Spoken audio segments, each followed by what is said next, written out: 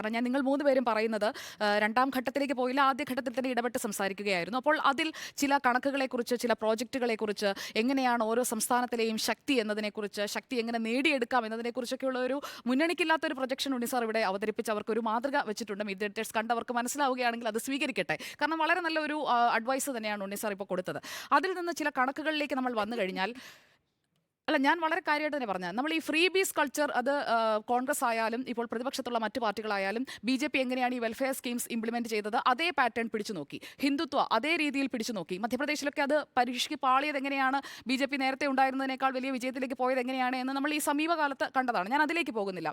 ഈ ഒരു അനാലിസിസിലേക്ക് ഫ്രീ ബീസ് പാറ്റേണിലേക്ക്, അതായത് ഒരു റെവ്ദി കൾച്ചർ, അതായത് വെൽഫെയർ സ്കീംസ് BJP ഇൻട്രൊഡ്യൂസ് ചെയ്യുമ്പോൾ ആ വെൽഫെയർ സ്കീംസിന് മുകളിൽ നിൽക്കണമെന്നുണ്ടെങ്കിൽ ഫ്രീ ബീസിലേക്ക് പോകണം.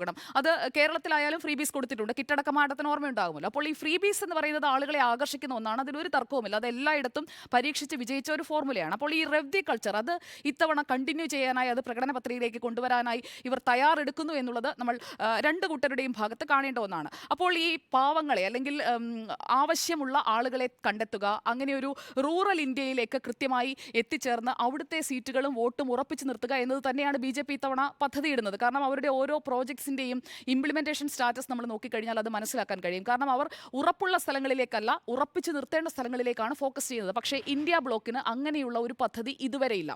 ഇപ്പോൾ നോക്കൂ, രാഹുൽ ഗാന്ധി നടത്താൻ പോകുന്ന യാത്രയെക്കുറിച്ച് നമ്മൾ അതൊന്ന് പരിശോധിച്ച് നോക്കുകയാണെങ്കിൽ, ഭാരത് ജോഡോ ന്യായ യാത്ര 14-ാം തീയതി തുടങ്ങാൻ പോവുകയാണ്. 14 സംസ്ഥാനങ്ങളിലൂടെ ആ യാത്ര കടന്നു പോകുന്നുണ്ട്.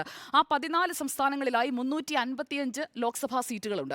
മത്സരിക്കാൻ പോകുന്നത് 255-ലാണ്. 355 സീറ്റുകളിൽ നേരത്തെ ഉണ്ണിസാർ സൂചിപ്പിച്ചതുപോലെ അതെല്ലാം NDAക്ക് കൃത്യമായ ഒരു ഡോമിനൻസ് ഉള്ള കൃത്യമായ ഇടങ്ങളാണ്. ആ ഇടങ്ങളിലൂടെ ഈ യാത്ര കടന്നു പോവുകയാണ്. അപ്പോൾ അവിടെ ഏതെങ്കിലും തരത്തിൽ ചലനം ഉണ്ടാക്കാൻ കഴിയുമെന്നുള്ളൊരു പ്രതീക്ഷ അവർ വെക്കുന്നുണ്ട്. പക്ഷേ അവിടെയൊക്കെ ഇതിനകം തന്നെ തെരഞ്ഞെടുപ്പ് പ്രഖ്യാപിക്കുകയൊന്നും വേണ്ട, അതിനു മുൻപ് തന്നെ വളരെ കൃത്യമായി ഒരു well oiled election winning machine എന്നുള്ള രീതിയിൽ തന്നെ അവിടുത്തെ സംവിധാനത്തെ കൃത്യമായി ചലിപ്പിച്ചുകൊണ്ടേയിരിക്കുകയാണ് BJP. അവിടെ കൂടിയാണ് ഈ യാത്ര കടന്നു പോകാൻ പോകുന്നത്.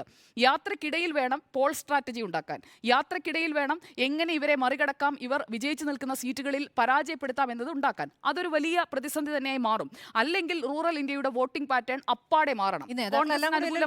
രാഹുൽ ഗാന്ധി യാത്ര നടത്തുമ്പോൾ, രാഹുൽ ഗാന്ധി ആണല്ലോ ഈ നേരത്തെ നിങ്ങൾ പറഞ്ഞതുപോലെ ഡൈനാസ്റ്റി ഒന്നും അവസാനിക്കുന്നതൊന്നും ഞാൻ കരുതുന്നില്ല കോൺഗ്രസിനെ സംബന്ധിച്ചിടത്തോളം. കാരണം മൻമോഹൻ സിംഗ് പ്രധാനമന്ത്രിയായപ്പോഴും തീരുമാനങ്ങൾ എടുത്തിരുന്നത് എവിടെയാണ്?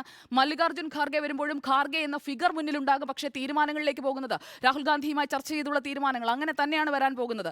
അത് എത്ര അല്ല എന്ന് പറഞ്ഞു കഴിഞ്ഞാലും അങ്ങനെ തന്നെ സംഭവിക്കും. നമുക്ക് ഈ കണക്കുകളിലേക്ക് വന്നു കഴിഞ്ഞാൽ 2019 കിട്ടിയ സീറ്റുകളിൽ അല്ലെങ്കിൽ ഒപ്പമുണ്ടായിരുന്ന ആളുകളിൽ കുറെ വിട്ടുപോയിട്ടുണ്ട് NDAയുടെ ഭാഗത്ത്. അത് കൃത്യമായി അനലൈസ് ചെയ്ത് ആ രീതിയിൽ വോട്ട് പിടിക്കാൻ, സീറ്റ് പിടിക്കാനുള്ള ശ്രമങ്ങൾ ഇതുവരെ ഇന്ത്യ ബ്ലോക്ക് തുടങ്ങിയിട്ടില്ല. അതൊരു വസ്തുതയാണ്. 353 ആയിരുന്നു 2019 ആകെ കിട്ടിയ സീറ്റുകളെങ്കിൽ ഇപ്പോൾ കൂടെയുള്ള പാർട്ടികളുടെ കൂടി ചേർത്ത് വെച്ച് നോക്കുമ്പോൾ NDA എന്ന് പറയുന്ന സംവിധാനത്തിന് ഇപ്പോൾ കയ്യിലുള്ളത് 319 ബാക്കി മാറി നിൽക്കുകയാണ്. അണ്ണാ DMK അടക്കം മാറി നിൽക്കുകയാണ്. അതൊരു വസ്തുതയാണ്. BJPക്ക് മാത്രമായി കിട്ടിയത് 303 37%. ആ 37-ൽ നിന്ന് 50 ആക്കുമെന്ന് പറയുന്നതിനുള്ള മാജിക് എന്താണ് എന്നത് ഇപ്പുറത്ത് ആലോചിക്കുന്നില്ല. 37-ൽ നിന്ന് താഴേക്ക് ഇറക്കാൻ എന്താണ് ചെയ്യേണ്ടതെന്നതിനെ കുറിച്ച് ആലോചിക്കുന്നില്ല. ഞാൻ ഇതുവരെ കണ്ടില്ല ഇന്ത്യ ബ്ലോക്കിൽ അങ്ങനെയുള്ള ചർച്ചകൾ കൃത്യമായി നടന്നതായി ഇതുവരെ. സെപ്റ്റംബർ 13 വരെയുള്ള അവരുടെ ഒരു കണ്ടിന്യൂസ് പ്രോസസ്സാണ്. BJP ശക്തമായ സ്ഥലത്ത് കൂടി കടന്നു പോവുക എന്നുള്ളത് അതാണല്ലോ ഇവർ ഉദ്ദേശിക്കുന്നത്. ആ സ്ഥലങ്ങളിലൂടെ കടന്നുപോയി അവിടെ സ്വാധീനം ചെലുത്താൻ ശ്രമിക്കുക. അപ്പോൾ ആ ശ്രമം നടത്തുന്നത് ഒരു അബദ്ധമാണെന്ന് എങ്ങനെ പറയാൻ പറ്റും സുജയ്? അല്ല, കടന്നു പോകുന്ന ഇടങ്ങളിലേക്കുള്ള സ്ട്രാറ്റജി രൂപീകരിച്ചിട്ടില്ല. അതിനായിട്ടുള്ള യോഗങ്ങൾ, കൂടിയാലോചനയൊക്കെ തുടങ്ങിയിട്ടേയുള്ളൂ. അതാണ് അവരുടെ ഏറ്റവും വലിയൊരു ഡ്രോബാക്കായി ഞാൻ കാണുന്നത്.